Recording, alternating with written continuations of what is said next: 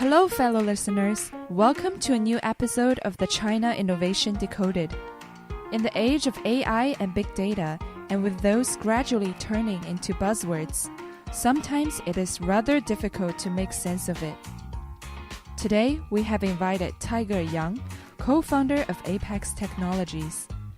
Tiger and Jimmy, two co-founders at Apex Technologies, actually met each other their freshman year as lab partners for electrical engineering and computer sciences at UC Berkeley. They started developing their interests in enterprises on improving efficiency in the marketing field. And when they decided to come back to China, Apex Technologies was born. Both myself and Jimmy, we feel that China is the right market to start the business, and because we focus on B2C enterprises like retail, like Starbucks coffee, Michael Kors as a fashion brand, Maserati automotive, etc. So we focus on B2C, and the Chinese market, especially the consumption part of the China market, is definitely growing very rapidly. That's one, and two. Even if the economic growth actually sort of slows down recent years, the need of using data as well as AI to make sure that operations and marketing is more real-time, more personalized, and to ensure that these enterprises can continue to grow their revenue and profit is the timing. I think it's very much ready for us to do this project. In the North America, there were some companies before us that's probably in their Series C or D funding phase before we, or at the early stage of us coming back, but we are the first in China to provide data-driven customer data platform, CDP, and using machine learning to do predictive analytics on marketing, etc. Yeah, because I know that, as you might have known, that big data is a buzzword and it has been throwing around for a lot in recent years. And that's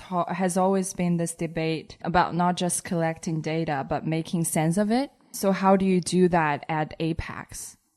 Right. That's a very important question. I think everyone talks about ABC or ABCD, etc. Right? There's in 2015 or 16, it's big data, and then AI in 2017, and blockchain, etc. Yes, and now both concepts, as well as we do see that the actual use cases, as well as the value it would bring to, no matter if it's basically customer level or enterprise level clients.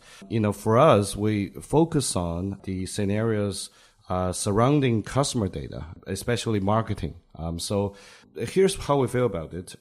Ultimately, no matter what new technology it would be, big data, AI, or blockchain, it would have to serve a business purpose and business value to create real value for no matter if it's business clients or customers. That's the key to or the fundamentals of a successful startup or business. So and that's where the real value basically arises. So we have chosen to focus on marketing and help marketing departments and CMOs at enterprises to be able to increase efficiency and effectiveness. And by that, we use big data because, and we're focusing on helping enterprises, first of all, using their what we call first-party data, their own data.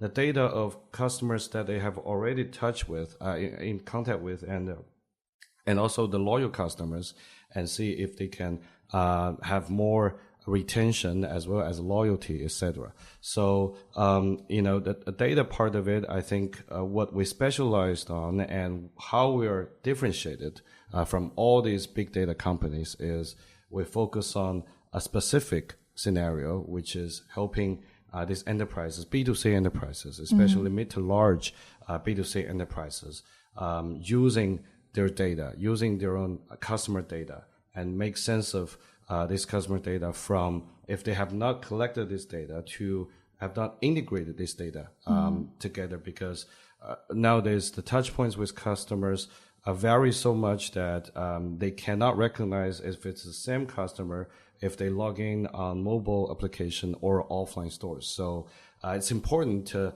break these data silos and ensure that the enterprises have a holistic and unified view of their customer profile, so that with the data they can use this to enable personalized marketing, and through the help of some machine learning algorithms. For instance, let me probably share a few cases, because that would be important to how you understand. So, for instance, as we mentioned, Maserati as one of our clients in the automotive industry. So, we have connected all their data points where they have customer data, basically their CRM or DMS, etc., all these systems, WeChat, etc. So first of all, we know that we have all this data integrated into our CDP, their data customer data platform. And then what I want to do is to predict who are the customers that's more likely to purchase Maserati within the next 3 to 6 months, as their average sales period or duration would be 14 months. Because otherwise, if they start calling, these potential customers, they might end up calling the potential prospects who do not have an intent to purchase a car in the near future, and that would be, more of a, that would actually reduce or harm the customer experience, because they do not want to answer a phone if they don't feel that they're actually in that stage yet. So we use machine learning to predict the likelihood and possibility of potential customers purchasing a Maserati based on the Maserati owners in China, meaning that they have around 100,000 Maserati car owners that we can study all these features and traits of all these data fields on these clients or customers who has already purchased Maserati, and using that to predict, their prospects in their system who is more likely to purchase a car. So that's one example of increasing marketing efficiency. Do you do that in China, like as a whole, or do you like segment it into like different areas about the purchasing behaviors? And then I guess for like countries outside of China, since you've expanded to other countries as well, so you've also, I guess it's different from like, for example, Chinese like general markets and like US markets in terms of like buying like Maserati. Absolutely, yes. For this client, we mainly focus and help them focus on the Chinese market first. Okay. Definitely the region, or there are a lot of factors that would impact or basically attribute to if a potential customer would purchase a car or not. For instance, there are some data fields that by basically human instinct might not be that important if we think would impact anyone's decision. But, we'll look at everything from, gender, female and male, because Maserati actually one of the largest customer segment of theirs is housewives. Housewives is actually one of the largest purchasing customer groups of Maserati. Didn't know that before. So besides all these what we call basically wealth inheritance, that's the second largest customer segments. So we look at all this, including not only gender but also which type of companies this person would come from.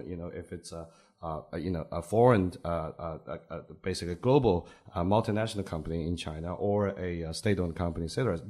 All these fields would have an impact on whether this person is more likely to purchase a Maserati or not. And what we do is we ask that we train the machine learning algorithms to decide for itself, basically using all this data, especially. We will tell the machine learning algorithms that we have in the training set of customers who is a Maserati owner and who is a warm lead, who is a cold lead, etc. And after that, they will assign weightages basically the AI would assign weightages and to determine, what would be a score of each person, their likelihood from 0 to 1,000 of purchasing a Maserati. And when the call center would make phone calls to invite the customer for test drives, then it would be basically, targeting the customers with higher scores first, because that would increase the efficiency. And the sales representative will look at the people with, very apparent change in their scores, because they might came for a test drive yesterday, or they might have just just requested for a quotation online, etc. Those would definitely show their intention of purchasing a car. But that's one example. There are plenty of examples. We help airlines predict what would be the next destination of the customer. So when they do marketing, they would not, based on where they just went to. For instance, if this person went to Bali or Thailand, you don't want to advertise or market Thailand for the next 3 months, because they might not go there if it's vacation purposes. You should cross-sell something else based on the data. So basic prediction of the next destination. So for Maserati and airlines, we have achieved 95 to 98% of accuracy rate of prediction. That's actually pretty high. And using these models with data-driven and all these models, basically, as I mentioned, helping a Chinese airline increase more than 10 times of marketing conversion rate of purchasing a particular air ticket based on our prediction. So there are a lot of examples like that. As I mentioned, Starbucks coffee, if you want a latte or a any kind of coffee, and if you want a snack as a combination, etc. All these can use personalized recommendation models to basically make everyone's experience and marketing experience and customer experience personalized and different. And that's how we mainly use big data and AI to both enhance the customer experience, as well as help the enterprises increase their marketing efficiency, reduce their marketing budget. But more importantly, even if the budget is set, you want to increase the conversion rate, the loyalty, retention rate. And if the client for some reason might be lost, you want to hopefully basically identify that before they are lost, and try to make sure that these customers do not go away, etc. Yeah. So I guess from your case studies, you mentioned like 2 industries that you I heard, like travel and automotive. And what about like some other industries you're focusing on? And is there a common thread to the industries you're choosing to focus on? Because I know you're probably using different data sets for each of them. Yeah. Right.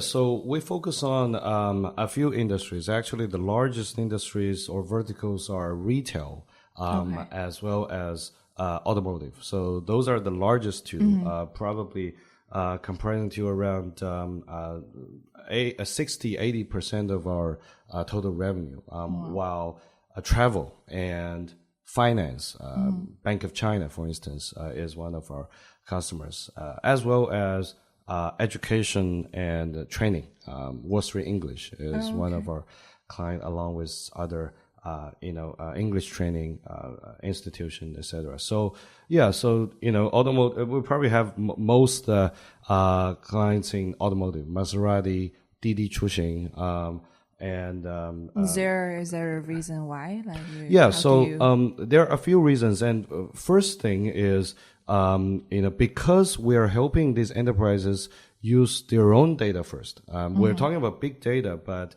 but the enterprise's own data is something that they should focus on first, because actually the data, the quality of the data as well as the value of the data is the highest. Right. So we focus on all these industries that have actually already accumulated and have the possibility of accumulation of first-party customer data. So if you look at all these verticals, it's all that they have their own touch point with their clients, be it e-commerce online platforms, not BAT platforms or BATJ platforms, but their own platforms, e-commerce official sites, mobile applications, or offline stores.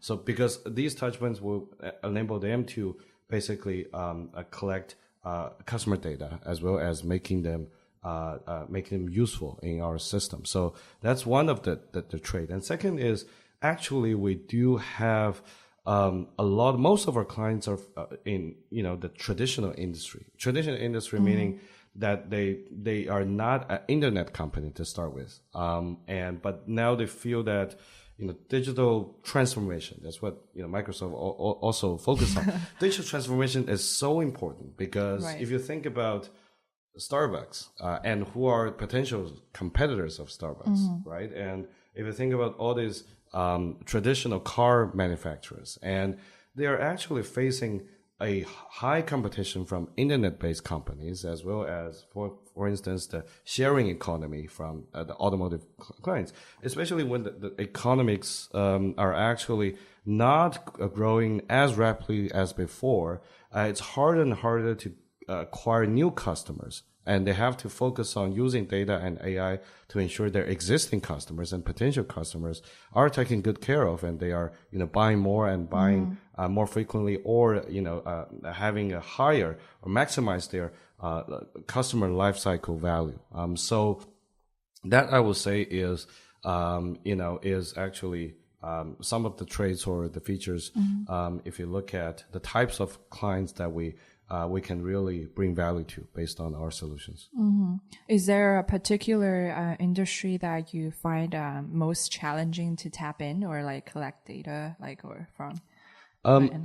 Right. So supposedly, it's actually easy to understand, why the industries, if they have more online touch points with clients, it would be easier because all the data are online and you just use coding, can get all these data to come in. The industries that focus more offline would be the more challenging industries. But you see that actually, retail as being one of our the largest kind of what we call new retail, especially these 2-3 years. These clients really are already ready to, they already understand, even without us telling them, how important their data is and how important AI is.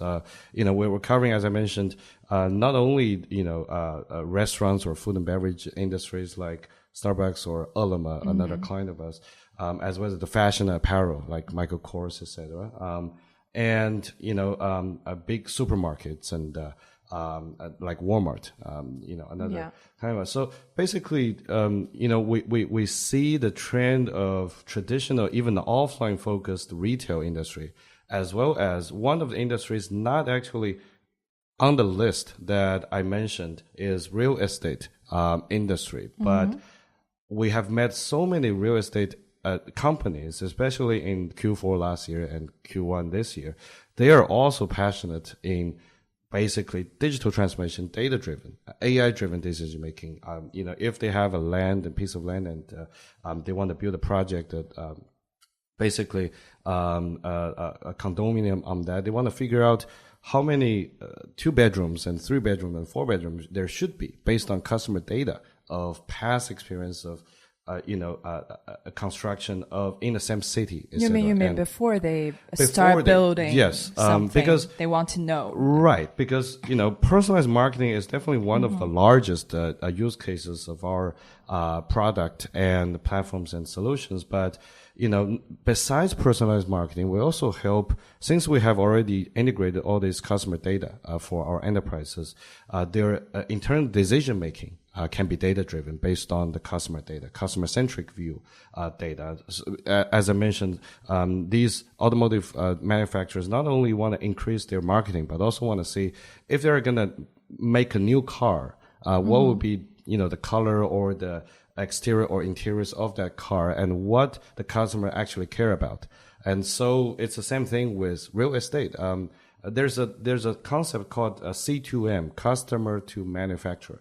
That's also rather a buzzword or using customer data can not only increase marketing efficiency, real-time decision-making based on the data, internal decision-making, but also to manufacturing, to the supply side of it. And as I mentioned, the real estate example is a C2M, basically based on customer needs. What kind of how many bedrooms they would need and how large the kitchen should be. In the northern side of China, they would require a larger kitchen.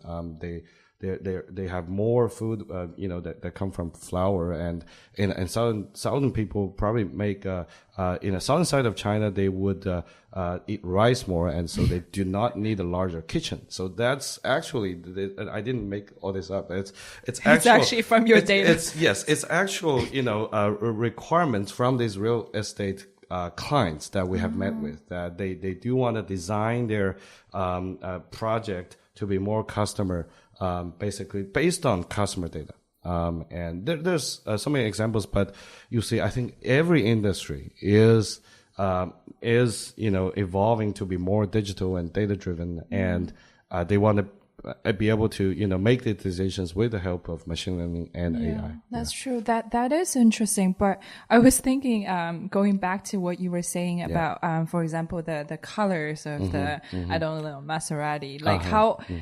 But that's rather specific, like how, because many people like different colors, like how, like why would that be like an important factor to focus on? Right.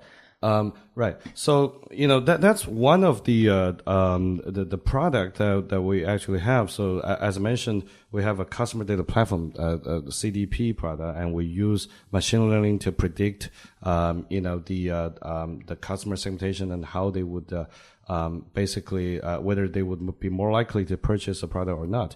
We do have a third, product, based on natural language processing technology, NLP technology. And what we did for one of the basically electronic cars, basically they after their new car is on the market and people start basically get a feeling of how the car is, we start collecting all this customer feedback for them, meaning these could be comments and feedbacks they leave anywhere, so long as it's in the public internet. So we help them gather all this feedback from the entire internet space, as well as some of them are probably on their WeChat account or through their phone, customer service centers, etc. So what we did is we analyzed all these feedbacks. These are paragraphs of words in especially in Chinese language. So what are they talking about? What are the customers talking about? Are they talking about the battery and how long the battery can last before they have to refill the battery, or the color, as I mentioned, the color of the car, is it ugly or pretty, as well as a lot of other stuff. So what we do using technology is to make sure that their decision making level, management level people can get all this customer feedback real time. They can real time look at all this customer feedback, no matter if it's internally in their system or anywhere on their internet. What they're talking about? Are they talking about colors or something else? And so basically using that feedback, they can think about in a next car model what they should be working on, and ultimately the goal is everyone could potentially be delivered to a different car, or that customization can be maximized. So if many people are, I guess, mentioning about like the colors, so that might be a trend that they can like use to focus on the next like car release or. Exactly. And it's not only about product, the services are also important. And sometimes it could be a security issue that they have to focus on, or a service that they can immediately change.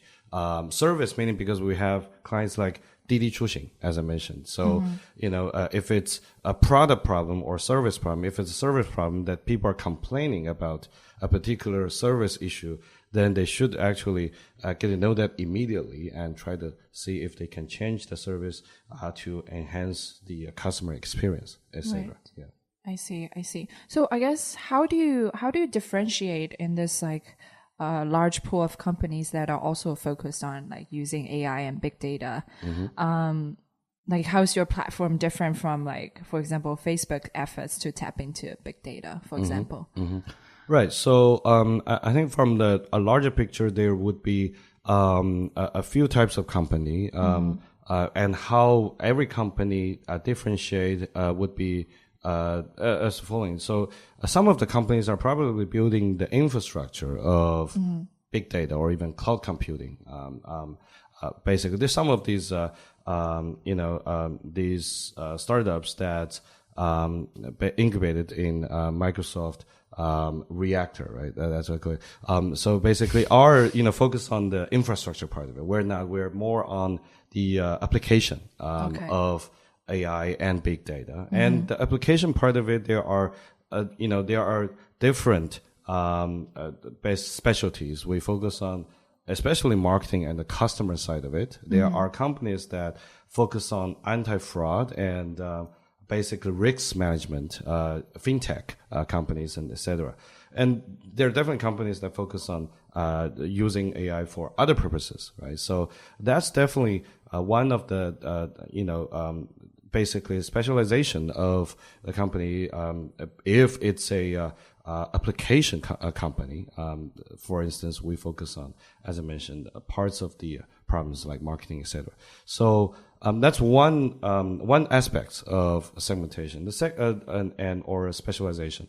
The second is what kind of clients you would serve. As I mentioned, we serve mid to large B2C enterprises, especially coming from a traditional industry, but they really want to do digital transformation, and that would help them go to the next level and transform and face the competition of internet companies, etc. So there are some companies that might focus on internet companies and small to medium sized companies, etc. So we feel it's different. It's actually very different. So, but, on those sides, because the third aspect, I think is very important, is what industries you would focus on.